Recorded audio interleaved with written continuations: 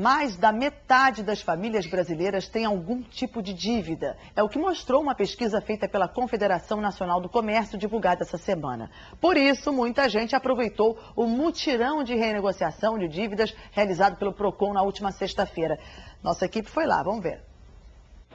A chuva não atrapalhou a vontade de quem queria colocar as contas em dia. A Rosemary estava sem guarda-chuva, mas confiante em conseguir se livrar das dívidas. Tentei fazer acordo pelo telefone e não consegui. Aí surgiu essa oportunidade de vir aqui no local, estamos aproveitando. Vim nesse tempo é porque está com a esperança, né? Tem que estar com vontade mesmo. A finalidade do mutirão é a gente ajudar esse consumidor a limpar o nome, a negociar suas dívidas, fazer um bom acordo que atenda à necessidade dele e à condição dele. Para o presidente do Clube de Diretores Lojistas do Rio, essa é uma oportunidade para reduzir o nível de endividamento do consumidor. As pessoas que estão com o nome sujo, que estão inadimplentes, voltem ao mercado de consumo, possam participar. Isso é bom para o consumidor, que não está podendo comprar a crédito, como é bom também para as empresas que recuperam aquele cliente, aquele consumidor, e também para a economia, que movimenta mais a economia. O comércio vende mais, a indústria produz mais, cria-se um círculo virtuoso, que é bom para todos.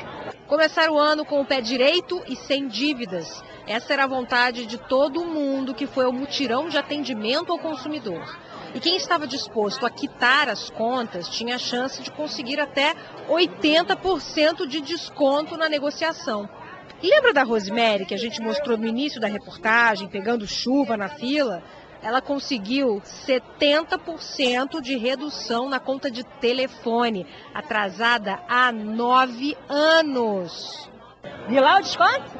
De 740 e uns quebradinhos, passou para 140 e uns quebradinhos. Passar o Natal numa beleza, né? Vai ter até um bacalhau para a gente comer. Para dar mais dicas e orientações, aqui com a gente no estúdio está Patrícia Cardoso. Ela é coordenadora do Núcleo de Defesa do Consumidor da Defensoria Pública do Rio. Bom dia, Patrícia. Bom dia, Mariana. Olha, muita gente, quando vai chegando o fim do ano, pensa assim, eu estou com dívida, mas eu resolvo no ano que vem. O 13º eu vou usar para me divertir, para fazer minha ceia bonita, para comprar presente para todo mundo. Só que a dica, eu acho que a gente tem que focar é encerrar o ano no azul. Isso é muito importante. Isso é muito importante, né? A gente tem um outro salário, né? E com esse outro salário, é interessante que a gente faça um saneamento das contas, coloque tudo no papel para entrar o ano seguinte zerado, né? Porque as despesas do início do ano são também muito grandes, né? Então, usar o 13º para quitar as dívidas é ideal. Agora, há caminhos, né, para resolver essas dívidas. As pessoas meio que se perdem às vezes, não sabem nem por onde começar. Tem como, não tem?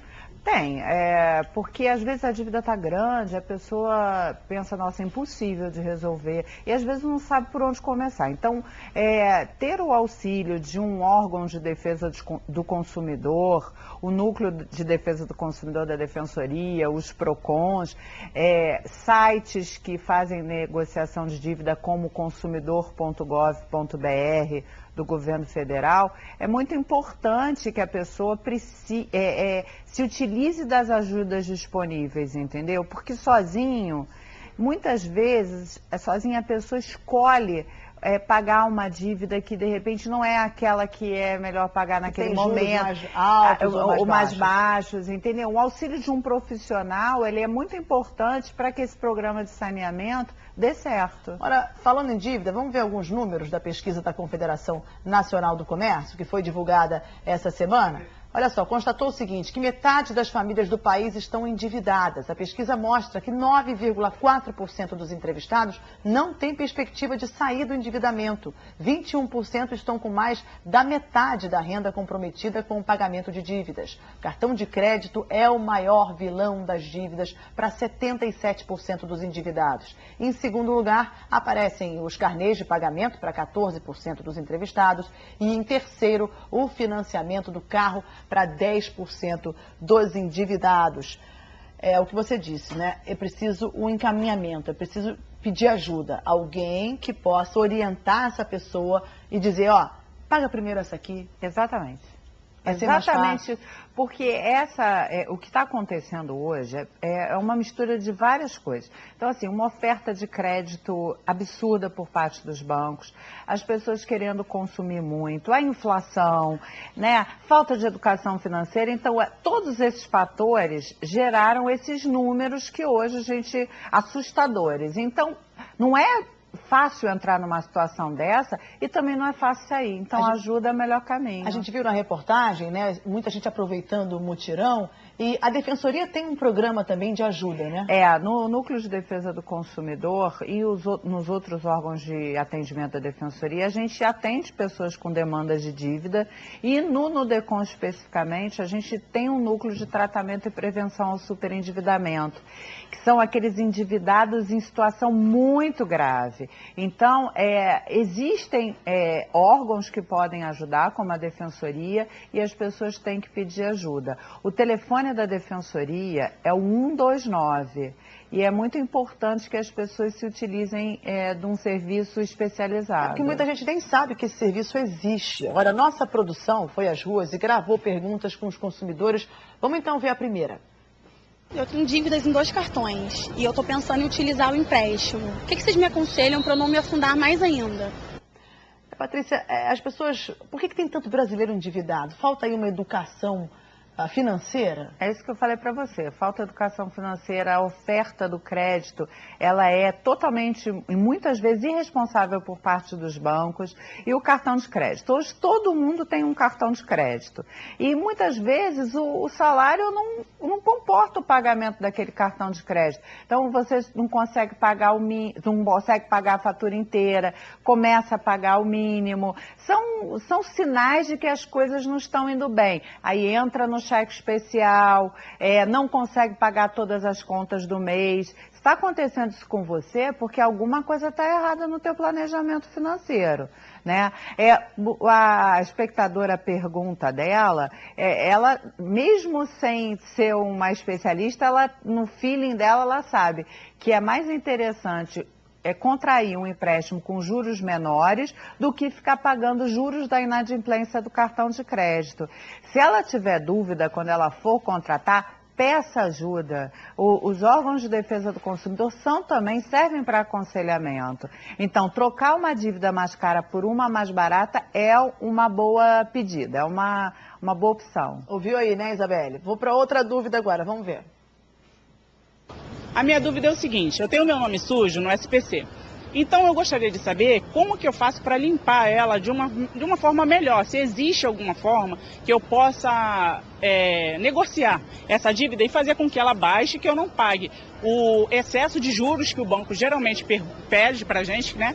Porque assim, você tenta fazer às vezes a negociação e é um valor absurdo, então eu gostaria assim, de ter uma dica, saber como que eu faço para renegociar minha dívida.